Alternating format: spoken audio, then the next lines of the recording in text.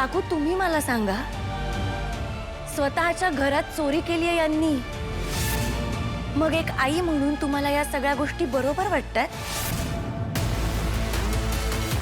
काकू हे सगळं जर वेळेत घडलं नसतं, मी वेळेत माझ्या खोलीत गेले नसते, तर युवराज भाऊजींनी ते पैसे चोरले असते. कौशिकीताईंनी ते पैसे माझ्यावर विश्वास ठेवून माझ्याकडे ठेवायला दिलेत. ते पैसे जर गायब झाले असते तर ते पैसे कुठे गेले या प्रश्नाची उत्तरं तुम्ही सगळ्यांनी मला विचारली असती.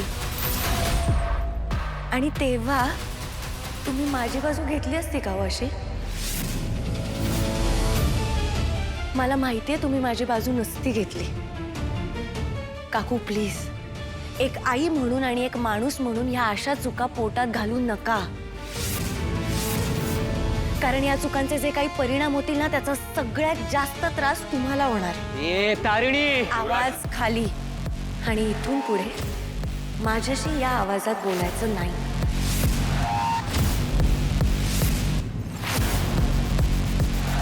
चूक तुम्ही केली, मी नाही. आणि बोललो तर काय करशील का? शिक्षा देशील मला माझ्या चुकांची?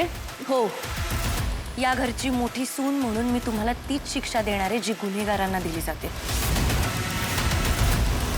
व्हॉट डू यू मीन? पोलिसात देईन मी यांना. धमकी देतेस तुम्हाला? धमकी, उपदेश, सल्ला काय समजायचं ते समजा. पण इथून पुढे या घरात या अशा प्रकारच्या चुका खपवून घेतल्या जाणार नाही.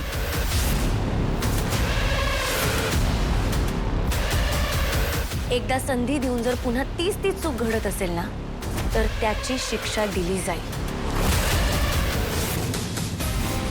आणि हे मी या घरची मोठी सून म्हणून बोलते. मग समोर कोणीही असो. शिक्षा द्यायची? मग तू कशाला? मी देते ना याला शिक्षा. का वागलास असा? का वागलास असा? पद्मिनी काकू थांब. हिच्यामध्ये पडली नाहीस ना, मग माझ्याही मध्ये पडायचं नाही. बोल, का वागलास असा? या घरात आपल्याला समजून घेणारं कोणीही नाहीये, हे कळत नाही तुला? ज्या माणसांना तू आपली माणसं समजतोस त्यांच्या लेखी तुझी काहीही किंमत नाहीये. त्यांच्यासाठी सख्खे फक्त तारिणी आणि केदार आहेत. एवढंही कळत नाही तुला? या घरातल्या कुठल्याही गोष्टीवरती, पैशांवरती आपला हक्क नाहीये. एवढी साधी गोष्ट कळली नाही तुला? पैशांसाठी तुझ्यावर चोरी करायची वेळ आली तरी सुद्धा तुलाच गुन्हेगार ठरवलं जात आहे. याचा अर्थ कळतो तुला? अरे या लोकांसाठी काहीही झालं ना तरी तूच वाईट असणार आहेस. काहीही झालं तरीही.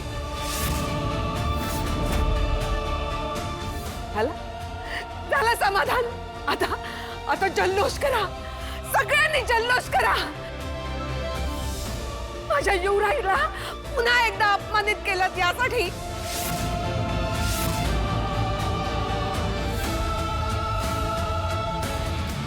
युवराज, युवराज, अरे थांब रे बाबा, थांब. अरे युवराज कुठे? काय गरज नाही एक्सप्लेनेशन देण्याची. झालं ना, मारलंस ना सगळ्यांसमोर, तूही मारलंस. माझं ऐकून तर घे. काय ऐकायचंय मम्मा? झालं सगळं ऐकून झालं, सगळं समजून झालं. मग तुझ्याकडून मला ही अपेक्षा नव्हती. बाळा, मी तुझीच बाजू घेत होते काही ना. गरज नाही आता बाजू घेण्याची. नेला युवराज, नेला युवराज. युवराज, अरे ऐकून तरी घे माझं. अवकाश, शांत व्हा. तो शांत झाला की येईल घरी. तुम्ही बस. तुला हवं ते केलंस ना तू. आता माझ्या आसपास सुद्धा दिसायचं नाही. मला तुझं तोंडही बघायची इच्छा नाहीये. पण मी आज तुझ्यामुळे मी माझ्या मुलावर पहिल्यांदा हात उचलला. माझं सगळं जग, माझं कुटुंब उद्ध्वस्त केलंस तू. ही पद्मिनी खांडेकर तिच्या मुलाला झालेला त्रास कधीही सहन करू शकत नाही. आज तुझे केलंयस ना, त्यामुळे एका आईचं नुकसान झालंय. काकू हे बघा, त्यांनी तुला जे बोलायचं ते झालंय ना बोलून. मग आता माझं ऐक. पद्मिनी खांडेकर म्हणून नाही, युवराजची आई म्हणून सांगतेय. माझ्या मुलाला झालेला त्रास कधीही विसरणार नाही आणि तुलाही विसरू देणार नाही. आता तुला कळेल पद्मिनी खांडेकरचा राग काय असतो ते.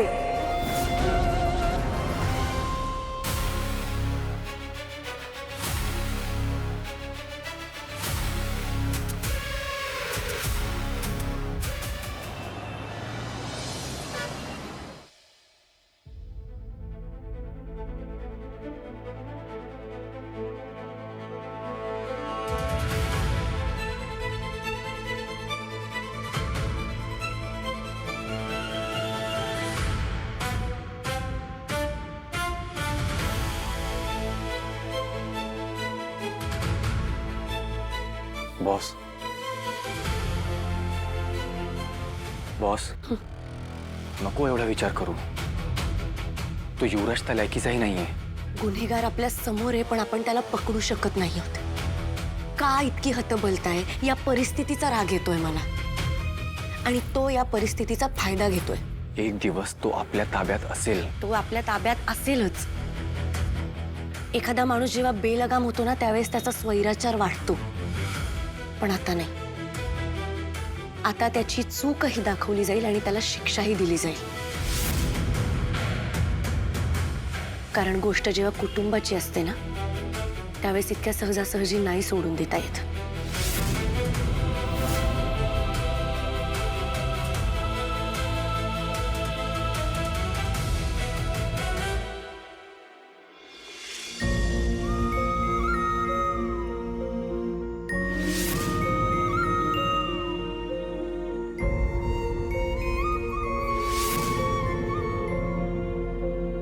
ताई, I'm okay.